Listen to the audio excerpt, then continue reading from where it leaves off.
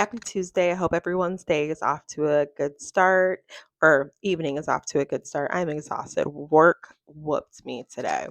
I wanted to jump on and discuss Hollywood Hustle, um, Glitz Glam Scam. It is on Amazon Prime and it is about Zachary Joseph Horowitz, who was born December 5th, 1986, and he also goes by his stage name, Zach Avery.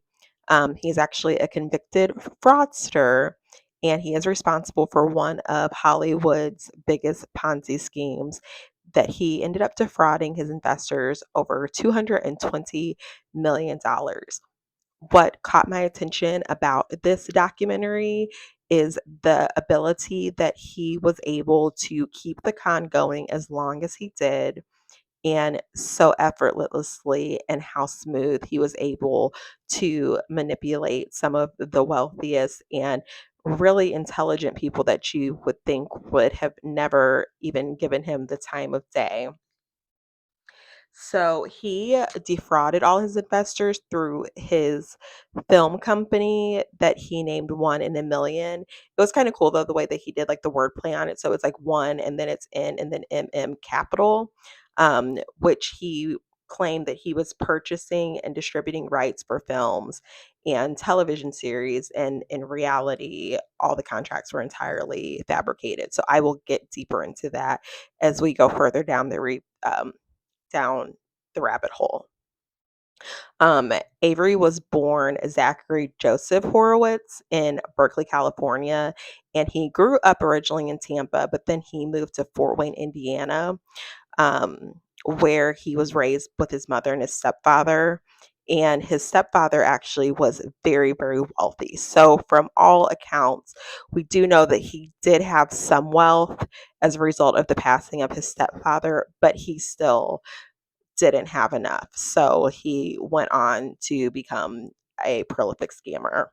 Um, in 2025, he graduated from Carroll High School in Fort Wayne, Indiana, and he attended Indiana University Bloomington, and he graduated in 2010. He claims that he played college football and that he was had a knee injury that prevented him from becoming or making it to the NFL. But we later figure out, amongst many things, it's another lie, another scam, another grift. And he actually goes on podcast interviews and claims that he played football, which is the craziest thing because people can easily go back and fact check these things. So it was very, very odd. Even his wife, Mallory, said, I'm not going to lie and tell people that. So if someone asks me, I'm not going to lie for you. And his wife, where he did meet in college, her name is Mallory Hagedorn. I'm pretty sure I'm not pronunciating it correctly.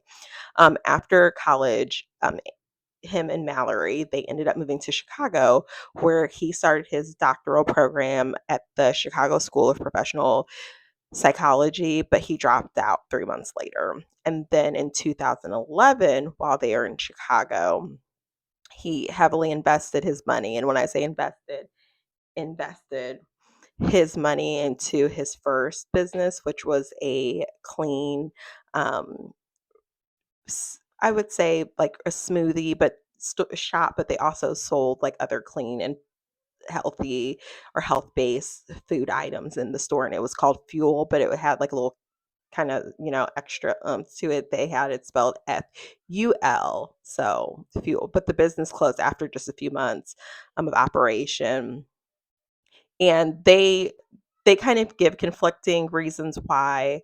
We never actually get a closed loop on that why, but it sounds like he invited, well, not sounds like he invited all his friends, and him and his friends by all accounts were super duper close. Like, they show pictures of his friends and they almost kind of, when they say you're around somebody so much you start to look alike. They literally look like they morphed into the same person. They all had shaved heads, similar builds, similar heights. They all look like the same person. but he extended an offer for his friends to invest in the fuel business and to come and work. So, from all accounts, from his friends in the documentary, they describe long, hard hours of work, Mallory working, cleaning constantly, and he just sounded like he didn't enjoy it. He did say to his friends that the owner of Starbucks is the one that kind of pushed him in the direction to start the fuel business, and that it eventually would become an offshoot of the Starbucks brand. And by all accounts, his friends said that they received emails from the owner of Starbucks and it was his signature block and everything. So they were sold and they were all in. But after a few months, he decided he wanted to close the business. So during that time after he closed it, he had a supplemental, or he was getting supplemental income by selling QuickBooks on software door to door. A year after the fuel, and this is the whole thing, the email, that's what got everybody like to start to believe like, oh, Zach's like doing it. Zach's going to be big. So he created, so Howard Schultz, the owner of Starbucks, or the former CEO of Starbucks, he kept saying that he kept offering him lucrative deals.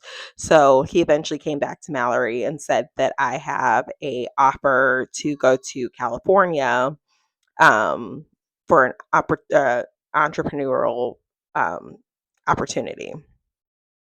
So they end up moving, and it was with a capital venture firm called Mavron. And he actually used the fake job, obviously, as a way to get Mallory in on moving all the way to California from Indiana. Because, I mean, even she was like, I'm a small town girl. This is, a big change for me. So along the lines, he meets a publicist named Netta Tani, who was assigned to the company Entertainment Fusion Group to help boost Avery's profile as an actor, because he also wanted to become an actor. But he said he wants to become an actor to split his time between the startup company and invest in invest in himself to become eventually an actor. But he eventually only ended up acting in his own films, if that makes sense. But in the beginning, it almost sounds like it was a little bit legitimate that the business did actually start taking off. So what he was doing was buying the rights when it was early on, when Netflix and Hulu were brand new and there really wasn't much content and there weren't so many movies.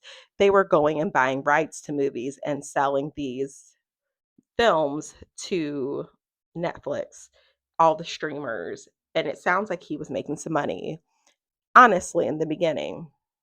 So he started reaching out to his friends again. Hey, you want to invest? You want to invest? But this is how they get you with the Ponzi scheme. So they make the money, and then that first return of investment with that interest piques people in. And then he comes back and he's like, do you want to invest again? So they invest again, and now you're looped in and you're sucked in.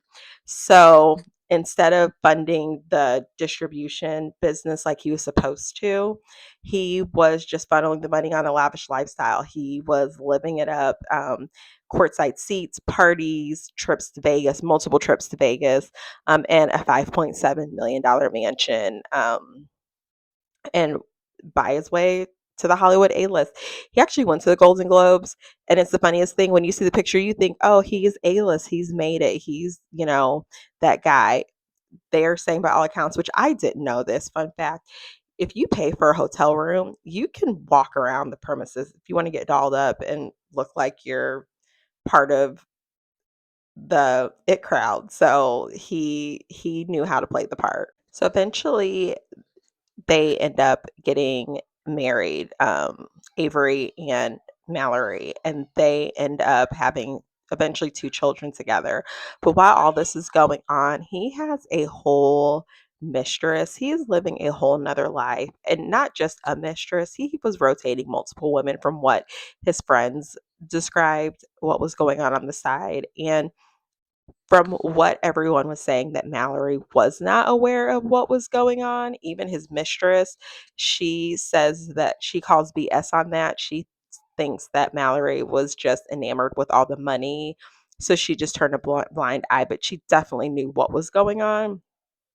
It's really complex, like all the personalities in this whole web that was spun because, and I'll wait till the end. So I'm going to get through the story and then just go through some of the different tidbits and my takes on where they came from.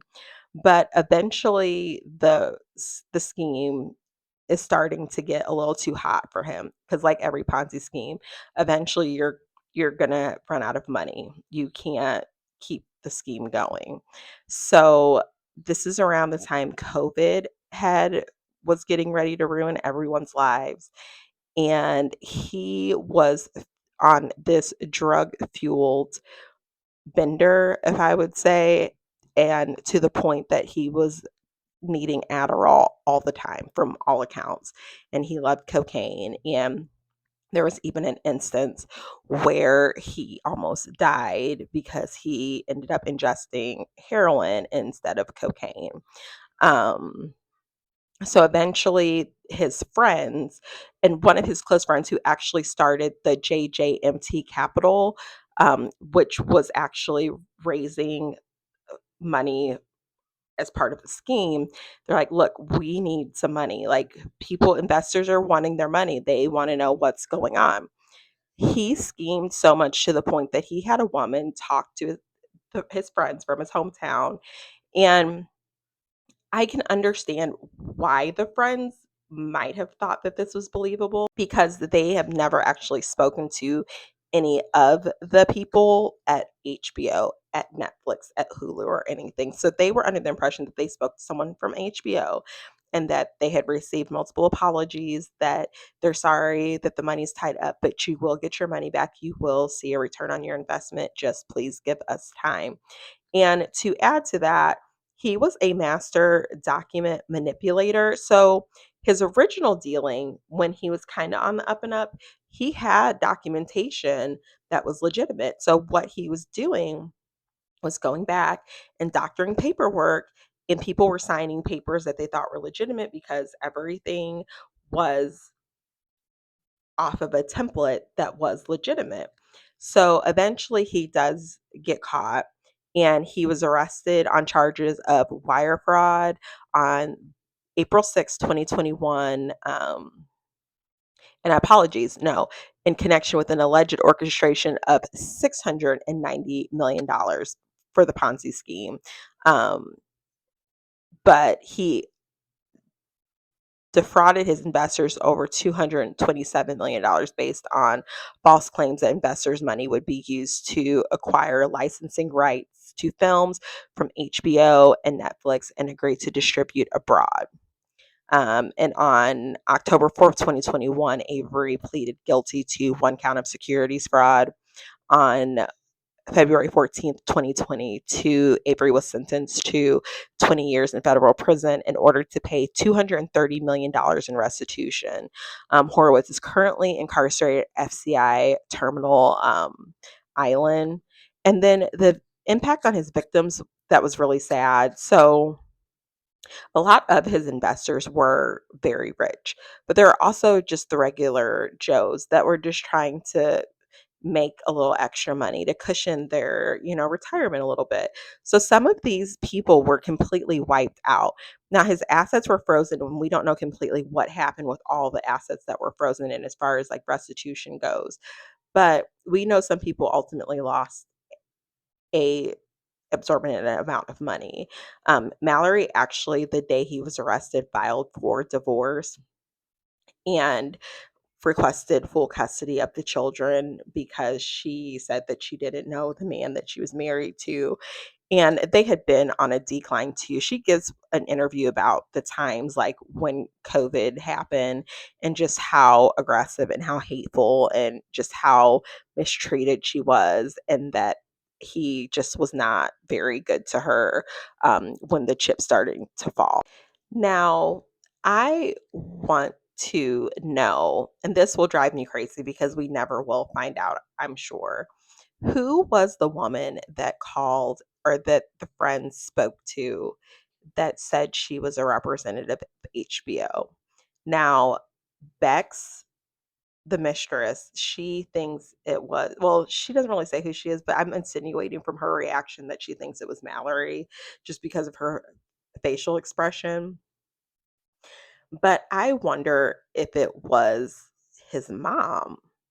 So, by all accounts, his mom was a very in control woman. He was very frightened, not frightened of her. He always wanted to please her. And in turn, she would do anything for her son. And from the little bit that we got from the documentary, I wonder if his mom was the woman that was the representative. I mean, she would have nothing to gain from it. She was very wealthy on her own accord. She actually met his stepfather at a casino. So she's in the restroom and she was getting just reapplying her lipstick, and his her future sister-in-law said, "Hey, just starting a little chit chat." And she said she's here to meet a guy. And she's like, "Well, I got a guy you can meet, and he's rich." Well, his stepdad really was rich, and they ended up getting married. And from all accounts, his stepfather was actually a wealthy man who didn't live like he was wealthy until he met or until they got married. And then they ended up buying or ended up developing a huge home and living a very wealthy lifestyle and kind of phasing out his own children for her and her son. And so far bad to the point that when he ended up getting cancer, his son could barely talk to his dad without her being there and intercepting their phone calls. And then when he got really sick, he found out that he was starting to be phased out of his father's will when originally he was supposed to be the only beneficiary of his insurance, or not his insurance, of his will. And then him and his partner, they came to stay with their father towards the end before he passed away. And his partner or his husband noticed in the closet in the room they were in all the gifts that they had bought his father that had remained unopened. So could you imagine how his dad probably felt like dying and thinking that like your son didn't really care about you or really didn't like reach out to you during Father's Day, Christmas, all the holidays in your biggest time of need. So there's definitely some fire there. I would love to have gotten more information about that. They did eventually settle his estate, but the documents and the settlement are sealed. So we'll never know what happened. But from appearances, it looks like his mother did just fine after the settlement was reached. Um, once he's in prison and he's locked away, it sounds like Mallory, she was always a hairstylist, so she never stopped being a hairstylist, but it looks like she started her own business, and from all accounts on social media, she appears to be doing well. She's raising her boys, she's found herself, she's found her independence, so good for her. I just wonder how much did she really know and how much did she just turn away and not, I would say, not acknowledge. I wonder how culpable is she? And when I say culpable and intentionally, like, did she have anything to do with it? Was she an accomplice somehow, some way, and she didn't even realize it? Um, There's actually been, like, very currently, very, very recently, there's a defamation lawsuit. So in June of this year, the producer Julio Halves, who was one of his partners, he filed a defamation lawsuit against Amazon regarding this documentary. Vice Studios and the series director, and he says that the documentary falsely and maliciously implied that he was an accomplice to Horowitz crimes and acted as an informant, which he claims ruined his professional reputation. So I am interested to see how this is going to play out in court. I'm interested to see because it's such a new case and he's fresh in prison. After 20 years, I feel like how everything happens, people's lips get loose. They go out and they drink or they have a moment of where their conscience like eats at them and they got to get something off their chest. So I'm interested to see what secrets end up slowly leaking out as time progresses. I wonder if we ever will find out who the HBO call was. I wonder if his friends, because from all accounts, his friends said that they thought they were investing in an honest business and they trusted him and they never thought anything until the end. I wonder if any of them were in on the scheme knowingly. I wonder how much his mom was involved. And I think time will slowly bring the ghost out. Like just just wait. Just mark my words. We'll get some more um details. But if you have you're working from home or you just like need a documentary that's not long, just 3 episodes, I definitely suggest watching it. There's so much more meat I couldn't get into because so many things happen, but he really liked the movie Wolf of Wall Street, and his friend said that that's like how they were living, and from what the videos and pictures I've seen, I can agree with that, and that he watched Entourage all the time, just incessantly. So if you want the vibe, it would definitely be if Entourage and Wolf of Wall Street had a baby. I also would love to see an interview with him, and I hope that one day down the road he does decide to give an interview and tell his side of the story. I don't think we'll ever get like the full truth of why or, anything, any thoughts that he has to contribute, but it would definitely be interesting to watch an interview with him. He loved acting, and by all accounts, everyone says his acting was not that good. It was very hard to watch. So I wonder in his life when he was going through all this, did he feel in his mind that he's almost an actor and that he's acting out scenes and he's acting out roles? So I'm going to play the role of like this player when I go to Las Vegas and I'm hooking up with all these women. I'm going to play the role of family man when I'm home with my family and my 2 kids. I'm going to play the role of this like big badass businessman, but it's almost like a Ponzi scheme of your acting ability because eventually you're going to have to check out. It's too many parts to play. So that's all I got. Please go watch it. You'll definitely be entertained. I cannot believe that this man was able to scheme like this for this many years.